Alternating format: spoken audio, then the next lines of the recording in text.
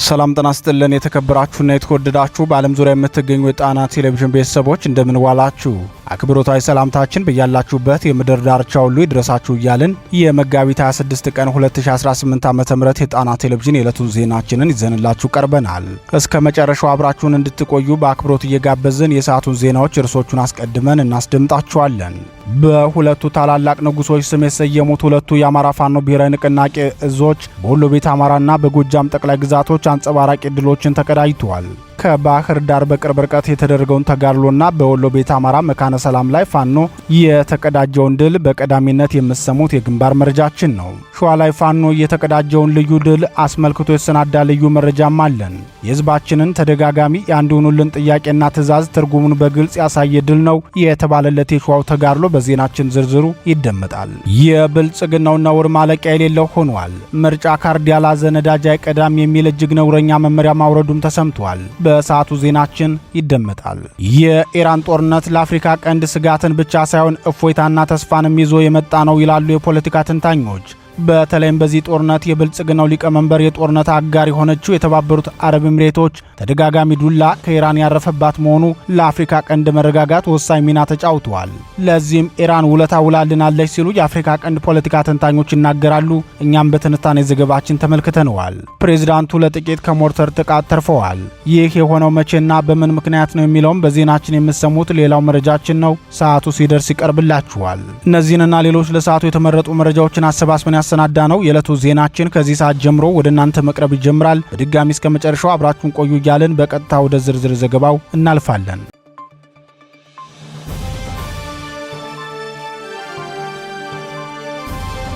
የቴዎድሮስና ምኒልክ ዕዝ የተጋድሎ መረጃዎች።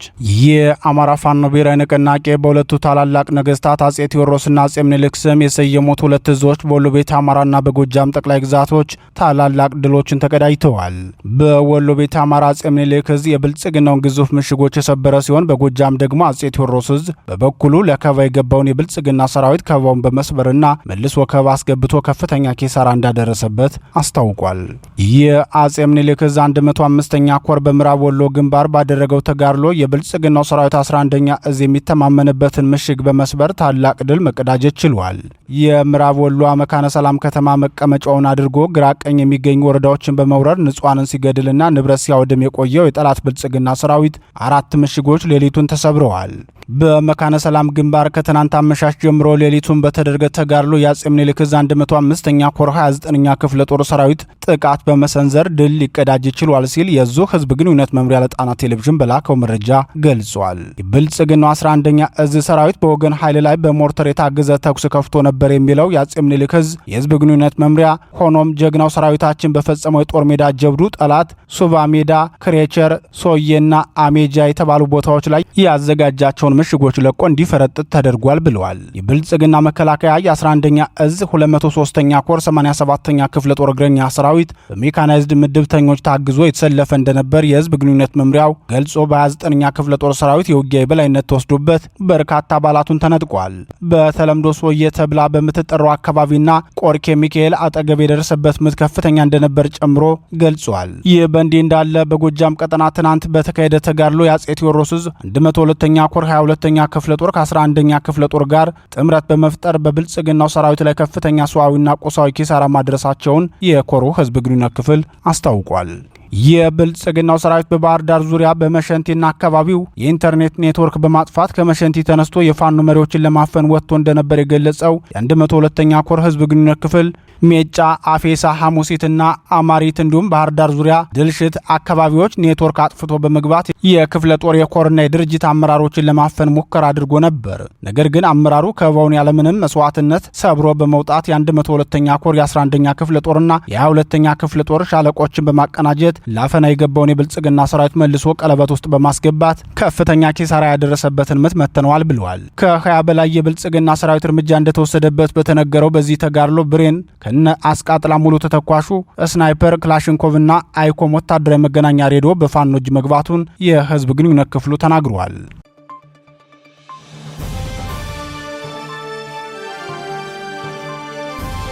የፋኖ ልዩ ተጋድሎ በሸዋ ቀጠና።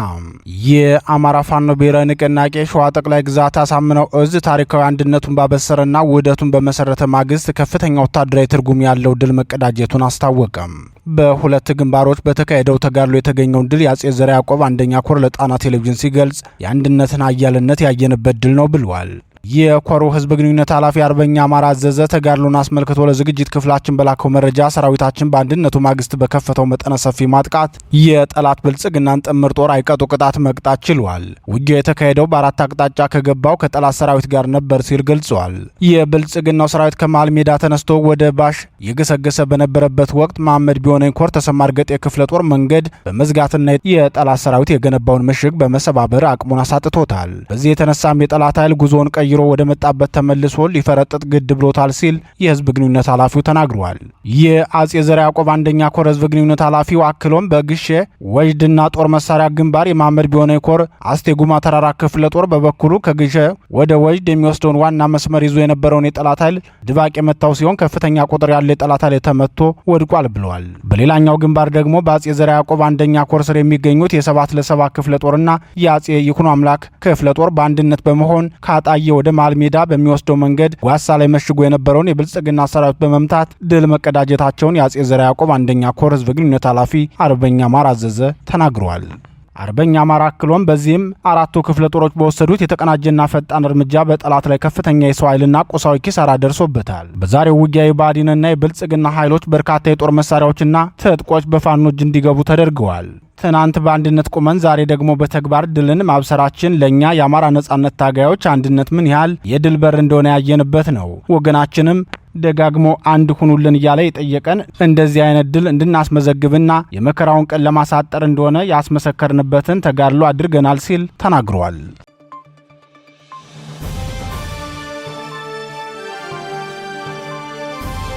ምርጫ ካርድ ያልያዘ ነዳጅ አይቀዳም።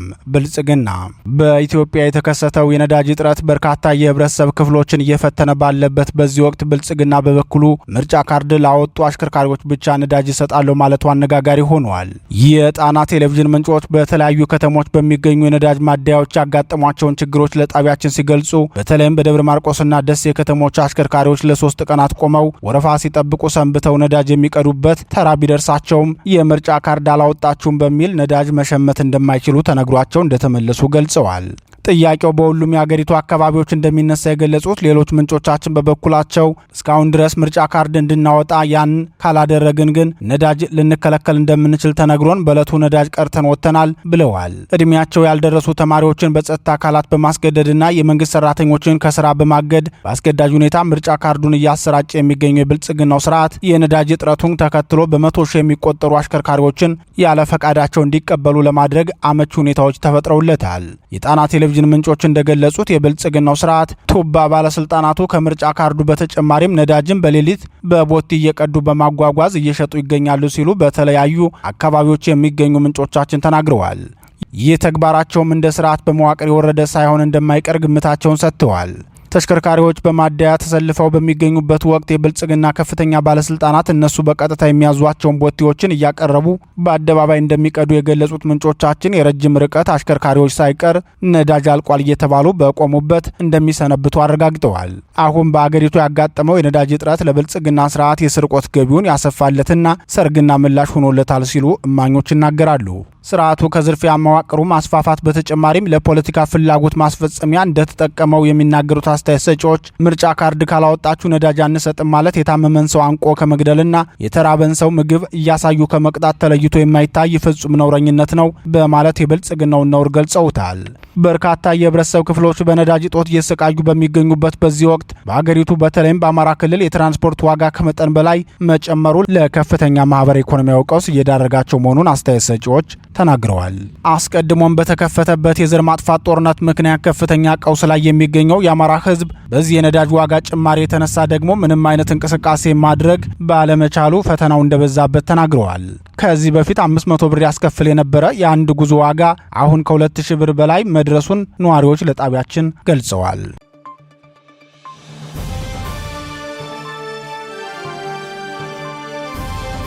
የኢራን ውለታ በአፍሪካ ቀንድ ሰላም ላይ 36 ቀናት የደፈነው የኢራን ጦርነት ለአሜሪካና አጋሯ እስራኤል ከባድ ፈተና ሆኖ ሲቀጥል ለአፍሪካ ቀንድ ደግሞ የተደበላለቀ ስሜትን ፈጥሯል።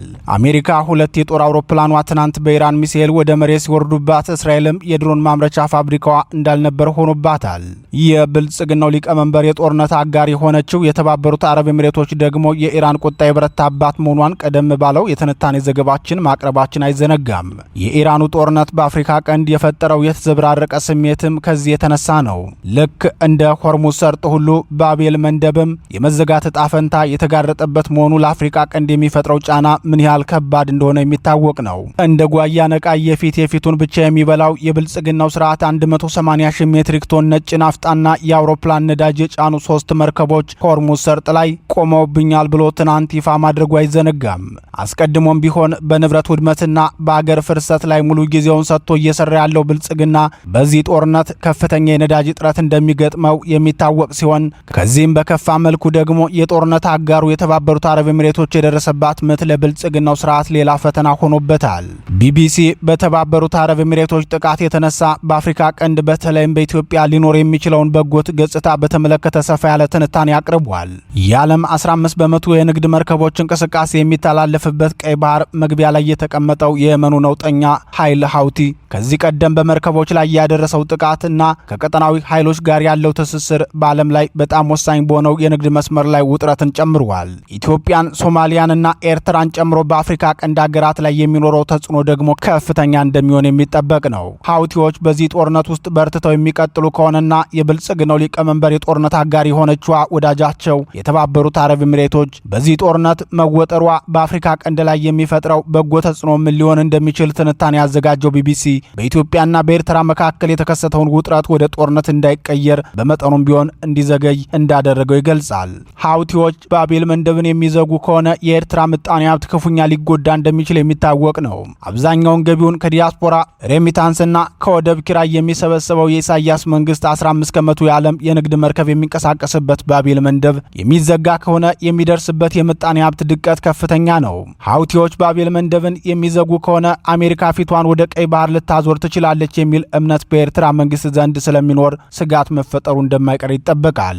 የኤርትራ መንግስት በጣም በስጋት የሚኖር መንግስት ከመሆኑ አንጻር ማንኛውም ኃይል ወደ አካባቢያችን መጥቶ ውጊያ መክፈት የለበትም የሚል አቋም ያራምዳል። በተለይም ከወር በፊት የእስራኤሉ የደህንነት ተቋም ሞሳድ በኤርትራ የኢራን ጦር መሳሪያ ተከማችቶ አግኝቻለሁ ማለቱ ለኤርትራው መንግስት ከባድ ፈተና እንደቀኖበት እንደነበር አይዘነጋም። የመካከለኛው ምስራቅ ቀውስ ወደ ቀይ ባህር የሚሰፋ ከሆነ አሜሪካና አጋሮቿ በአካባቢው የሚገኙ ደሴቶችን በመጠቀም ጥቃቶችን ለመፈጸም ፍላጎት ማሳየታቸው አይቀርም። ይህ ደግሞ የኤርትራን መንግስት ስጋት ላይ የሚጥለው ሲሆን አስመራ እነዚህን ደሴቶች ዋሽንግተንና አጋሮቿ እንዲጠቀሙ የማትፈቅድ ከሆነ ደግሞ በጸጥታ ብቻ ሳይሆን በጂኦፖለቲካውን በጣም ትጎዳለች ሲሉ ተንታኞች ይናገራሉ። ሀውቲዎች በመካከለኛው ምስራቅ ግጭት ላይ ቀጥተኛ ተሳታፊ መሆናቸው ሌላው ስጋት በሶማሊያ ከሚንቀሳቀሰው አልሸባብ ጋር ቅንጅት የሚፈጥሩ መሆናቸው ነው። የአሜሪካን ተጽዕኖ ለመቋቋም ሁለቱ ነውጠኛ ቡድኖች ትብብር ለማድረግ ስምምነት ያላቸው መሆኑ አንዱ ጉዳይ እንደሆነ የሚገልጸው የቢቢሲ ትንታኔ እነዚህ ሁለት አካላት በአፍሪካ ቀንድ ትብብር የሚያደርጉ ከሆነ ደግሞ የአሜሪካና የእስራኤል የቅርብ አጋር የሆኑትን የተባበሩት አረብ ኤሚሬቶች ፍላጎቶች ላይ ጥቃት ሊፈጽሙ ይችላሉ የሚል ስጋት መኖሩን ይገልጻል። የተባበሩት አረብ ኤሚሬቶች በአፍሪካ ቀንድ ያላት ፍላጎት ምንድን ነው የሚለው ደግሞ ወሳኙና መሰረታዊው ጥያቄ ነው። በአፍሪካ ቀንድ ሀገራት ዘንድ የተባበሩት አረብ ኤሚሬቶች ጠንካራ ተጽዕኖ ስላላት በመካከለኛው ምስራቅ ያለው ጦርነት የማይረግብ ከሆነ በኤሚሬትስ ኢንቨስትመንቶች ላይ ሀውቲዎች ወይንም አልሸባብ ጥቃት ሊፈጽሙ ይችላሉ። በተለይም የአገሪቱ ግዙፍ ወደብ አልሚ ድርጅት ዲፕ ወርልድ የጥቃቱ ኢላማ የሚሆን ሲሆን ሶማሌላንድም የሀውቲዎች የጥቃት ኢላማ መሆኗ አይቀሪ ይሆናል። ከዚህም በበለጠ ደግሞ ኢትዮጵያ ዋናዋ የጥቃት ኢላማቸው መሆኗ ተጠባቂ ነው። በመካከለኛው ምስራቅ ጦርነት ከተቀሰቀሰ በኋላ በኢትዮጵያና በኤርትራ መካከል ተፈጥሮ የነበረው ውጥረት ወደ ለየለት ጦርነት አለመሸጋገሩ በአፍሪካ ቀንድ ያሉ የፖለቲካ ኃይሎች መካከል የሚፈጠር ልዩነት መነሻ ላይ ጥያቄ እንዲያነሳ ማድረጉን ቢቢሲ በትንታኔ ዘገባው ይነግረናል። በመሰረታዊነት በአፍሪካ ቀንድ ያሉ ግጭቶች አፍሪካ ቀንድ ውስጥ ባሉ የፖለቲካ ኃይሎች መካከል በሚገኝ የፖለቲካ ልዩነት የፈጠረው መሆን አለመሆኑን እንድንጠይቅ እድል የከፈተ ነው የሚለው የቢቢሲ ትንታኔ በአፍሪካ ቀንድ የሚገኙ ሀገራት በፖለቲካ ልሂቃኖቻቸው፣ በአመራሮቻቸው ወይም በአስተዳደሩና በአገረ መንግስቱ መካከል የፍላጎት መጣረስ ኖሮ ወደ ግጭት እንደማይ እንደማይገቡ በከፊልም ቢሆን ፍንጭ የሚሰጥ መሆኑን የኢራኑ ጦርነት አመላካች መሆኑን በትንታኔው ይገልጻል። ከወራት በፊት የኤርትራው ፕሬዝዳንት ኢሳያስ አፈወርቂ አንድ ለእናቱ ከሆነው የሀገራቸው ቴሌቪዥን ጋር ባደረጉ ቃለ ምልልስም የብልጽግናው መንግስት የትሮይ ፈረስ ሆኖ ቀጠናውን እየበጠበጠ መሆኑን መግለጻቸው አይዘነጋም። በወቅቱም በዚህ የአቶ ኢሳያስ ንግግር ላይ በመነሳት ጣና ቴሌቪዥን በሰራው የትንታኔ ዘገባው የፕሬዝዳንቱ ንግግር ውንጀላ ወይም በሬ ወለድ ሳይሆን ተጨባጭና የተረጋገጠ ነው። የብልጽግናው ሊቀመንበር የራሱ ሐሳብና ግብ የለውም። የሚንቀሳቀሰው የተባበሩት አረብ ኤሚሬቶችን ፍላጎት ለማሟላት ብቻ ነው የሚል ትንታኔ ማቅረባችን ይታወሳል። በዚህ የትንታኔ ዘገባ ላይም የተባበሩት አረብ ኤሚሬቶች በአፍሪካ ቀንድ ያላት ፍላጎት ምንድነው የሚለው ወሳኙና መሰረታዊ ጥያቄ ነው የሚል ሐሳብ የተጠቀምነውም ከዚህ እውነታ ጋር በመነሳት ነው። የሼህ ቢን ዛይድ መንግስት የሚደግፋቸው ኃይሎች በአሁኑ ወቅት በሱዳን እንዲሁም ከዚህ በፊት በሊቢያ የመንግስትና የስርዓት ለውጥ ለማምጣት ጦርነት የከፈቱት የአፍጣርና የዳጋሎ ኃይሎች መሆናቸው አይዘነጋም። በአፍሪካ ቀንድ ዋናው የጦርነት ጠማቂ የሆነውን የብልጽግናውን ስርዓት የምትደግፈውም ይህችው የተባበሩት አረብ ኤሚሬቶች ናት። በሊቢያ ከአፍጣር ቡድን እንዲሁም በሱዳን በዳጋሎ ጦር ጀርባ ተንጠልጥላ የምታጋብሰውን ጥቅም የምታፍሰው የ21ኛው ክፍለ ዘመን ስፓርታ በኢትዮጵያም የብልጽግናውን ስርዓት ተጠቅማ ኢኮኖሚያዊ ጥቅሟንና ወታደራዊ አቅሟን ታሳድጋለች። በኢትዮጵያ የብልጽግናውን ስርዓት ተጠቅማ ኢኮኖሚያዊ ጥቅሟንና ወታደራዊ አቅሟን ታሳድግበታለች። ጦረኛው የቤን ዛይድ መንግስት የሚመራት የተባበሩት አረብ ኤሚሬቶች በኢራኑ ጦርነት እሳቱ እየለበለባት መሆኑ ደግሞ ለአፍሪካ ቀንድ መረጋጋትም ሆነ የአፍሪካ ቀንድ አዋኪውን ኃይል አደብ በማስያዝ በኩል የሚኖረው ሚና ከፍ ያለ እንደሆነ ተንታኞች ይናገራሉ። ተንታኞች አስተያየታቸውን ሲቀጥሉም በኤርትራና በኢትዮጵያ መካከል መካረር የተፈጠረው የብልጽግናው ሊቀመንበር የባህር በር የህልውና ጉዳይ ነው ካሉ በኋላ መሆኑን በማስታወስ ነው። ኢትዮጵያ የባህር በር ጉዳይን ከጅቡቲ ወይም ከሶማሌላንድ ጋር እንዳላት ስምምነት ከኤርትራም ጋር ሊኖራት የሚችል ቢሆንም ኤሚሬቶች እጇን በማስገባቷ ይህ ሁኔታ ተቀይሯል ብለው ተንታኞች ይናገራሉ።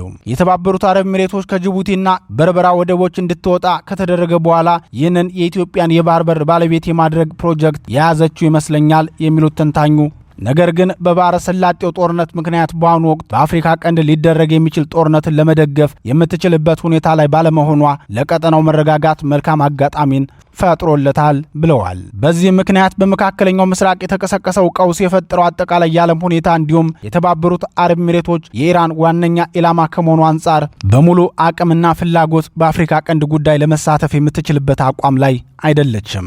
ስለዚህም ለወራት እየተጋጋለ ቆይቶ ከዛሬ ነገ ጦርነት ይቀሰቀሳል ሲባልለት የነበረው የኢትዮጵያና የኤርትራ ውጥረት ፈንድቶ ጦርነት እንዳይፈጠር ምክንያት መሆኑን ቢቢሲ በትንታኔ ዘገባው ይገልጻል። ይህ እንዲሆን ደግሞ ኢራን ሳታስበው ለአፍሪካ ቀንድ ውለታ እንደዋለች የሚናገሩት አስተያየት ሰጪዎች ከአፍሪካ ሕዝብ ሩብ ያህሉ በጦርነት እንዳይገባ የኢራን ድርጊት በጎ ሚና እንደተጫወተ ተናግረዋል።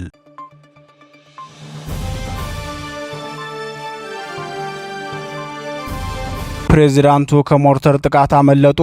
የሶማሊያ ፕሬዚዳንት ሐሰን ሼክ መሐመድ የኢትዮጵያ ሰላም አስከባሪ በብዛት ሰፍሮ በሚገኝባት ባይዶዋ ላይ ከተሰነዘረባቸው የሞርተር ጥቃት ለጥቂት ማምለጣቸው ተገለጸ። የቀጠናውን ፖለቲካ የሚከታተለው ጋርዌ ኦንላይን እንደዘገበው የሶማሊያ ፌዴራል መንግስት ፕሬዚዳንት ሐሰን ሼክ መሐመድ ወደ ደቡብ ምዕራብ ግዛት ዋና ከተማ ባይዶዋ ባቀኑበት ወቅት ከፍተኛ የሞርተር ጥቃት ተሰንዝሮባቸዋል። ፕሬዚዳንቱ ከባይዶዋ ኤርፖርት በደረሱ በአጭር ጊዜ ውስጥ ሞርተሮች በተከታታይ የተተኮሱ ሲሆን በዚህም ምክንያት በከተማዋ ከፍተኛ ውጥረት በመቀስቀሱ ፕሬዚዳንቱ ፕሮግራማቸውን አቋርጠው በአስቸኳይ ወደ መጡበት ሞቃዲሾ እንዲመለሱ መደረጋቸው ተሰምተዋል። ጋርዌ ኦንላይን በዘገባው አክሎም ክስተቱ የተፈጠረው ከተማዋ በብልጽግናው መከላከያ ሰራዊት ቁጥጥር ስር ባለችበት ወቅት መሆኑን አስታውቆ ሐሰን ሼክ መሐመድ ወደ ባይዶዋ ሲገቡ በግብጽ የጦር መሳሪያዎችና በቱርክ ድሮኖች ታጅበው እንደነበር ተናግሯል። ይህ የሚያሳየው ከቅርብ ጊዜ ወዲህ በኢትዮጵያና በሶማሊያ መካከል ያለውን አለመግባባት ተከትሎ ግብጽ በሶማሊያ በኩል ያላትን ተጽዕኖ ለማሳደግ የምታደርገውን ጥረት እንደሆነ ተንታኞች ይገልጻሉ።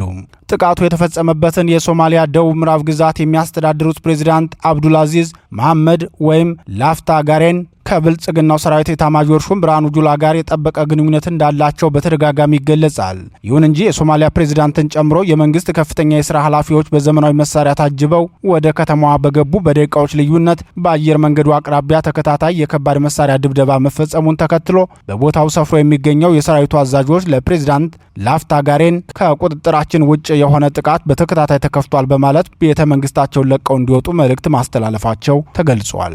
ጉዳዩ በሀገሪቱ በፖለቲከኞች ዘንድ በከፍተኛ ሁኔታ መነጋገሪያ ቢሆንም የሰራዊቱ አዛዦች የክልሉን ፕሬዝዳንት ለቀው ውጣ ማለታቸው ከብልጽግናው ሰራዊት ኤታማዦር ሹም ብርሃኑ ጁላ ጋር ባላቸው ጥብቅ ትስስር አማካኝነት እሳቸውን ለማዳን የታለመ ይሆን እንጂ የሰራዊቱ የግዳጅ ተልእኮውን ለመፈጸም አለመሞከሩ በባለስልጣናቱ መካከል ከፍተኛ ጥርጣሬን ፈጥሯል። የደቡባዊ ሶማሊያ ገዢው ላፍታ ጋሬን በበኩላቸው ግልጽ ማስጠንቀቂያ እንደተሰጣቸው በግል ቻርተር አውሮፕላን አካባቢውን ለቀው መውጣታቸው ተዘግቧል።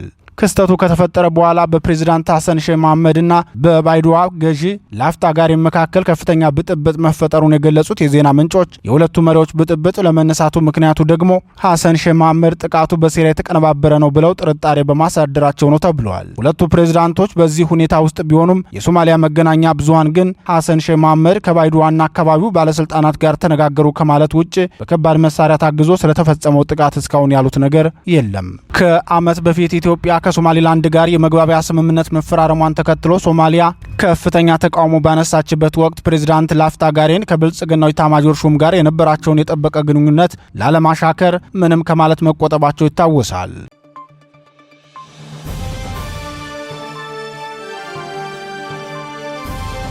ክቡራትና ክቡራን የጣና ቴሌቪዥን ደጋፊዎች የአማራ ሕዝብን ትግል ማዕከል በማድረግ ውግንናውን ለአማራ ሕዝብ ማዕከላዊ ኮዝ ዘላቂ ጥቅምና የተቆጠሩ ጥያቄዎች ያደረገው ጣና ቴሌቪዥን ትግሉ የገጠመውን የስትራቴጂክ አመራር ክፍተት እንዲሞላ ሕዝባዊ መሰረቱን አስጠብቆ እንዲቀጥል በማድረግና ሚዛናዊ የመረጃ ተደራሽነትን በጥራት በፍጥነትና በታማኝነት እያቀረበ የሚገኘውን የጣና ቴሌቪዥንን ለመደገፍ በርካቶች በምን እንደግፍ የሚል ጥያቄ ስታቀርቡልን መቆየታችሁ ይታወቃል። በመሆኑም በዜል +1 46 9866 54 44 በካሻፕ ጣና ቲቪ 2024 በፔይፓል ጣና ቴሌቪዥን 2024@gmail.com እንዲሁም በዶኔት ቦክሱ በኩል መደገፍ የምትችሉ መሆኑን ለማሳወቅ እንወዳለን።